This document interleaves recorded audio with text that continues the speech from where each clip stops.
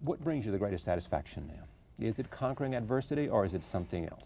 Well, I used to think just continued success, but I got bored by it. Yeah, enough and enough is not enough. Enough. And then I really think that right now I'm just really proud with the way I've handled things. I really think that I've handled things well from a business standpoint.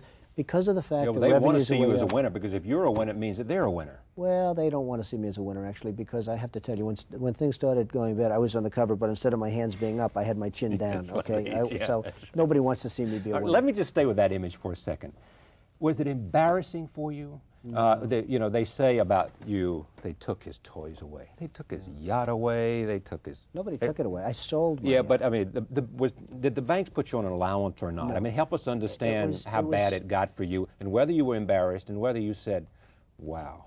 Well, when you say embarrassed, I didn't love waking up in the morning and walking out the street. But help us understand that. I mean, you were a guy who was the big winner, and all of a sudden the paper's full of stories that saying, Trump in trouble. Trump, golden boy, no longer has Midas touch. Right. You know, I'll tell you what the hardest part is, and the hardest thing about life to understand.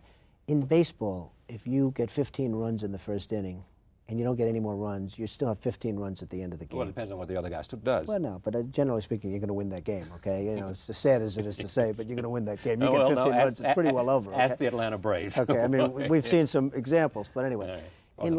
In life, I was 15-0, and then I had one very bad year. Now, I had a bad year. Maybe it was my fault because, hey, it was a lot of people's fault. It was also the government's fault. It was a lot of people's fault. But you'll take some responsibility, though. Absolutely. I have to, because I'd be a fool if I didn't. But I have to tell you, a lot of smart people are in real deep trouble right now, and I'm not.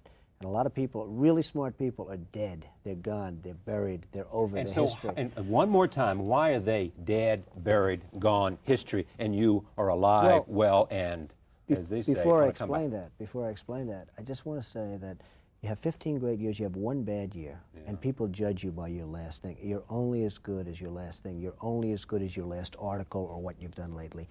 And that's it. I mean, you take a guy like Harry Helms. I mean, the man had 50 great years. Then, unfortunately, he married Leona. I mean, this was like a major mistake. Here we go again. He marries Leona. Yeah, poor Harry. I feel so sorry for you. Harry, get rid of her. Just leave her alone. Find a new woman if you can. But I'll tell you what, he marries Leona. So now, all of a sudden, he has a couple of bad years. To put it mildly, bad years. I mean, we're talking about major.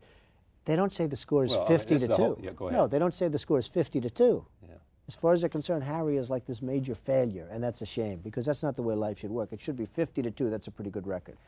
Well, I had 15 great, then I had the one bad year, and 1.5 real bad years where I had a fight. I mean, it was a struggle. It was a survival. It was surviving at the top. I wrote the book. It was surviving at the top.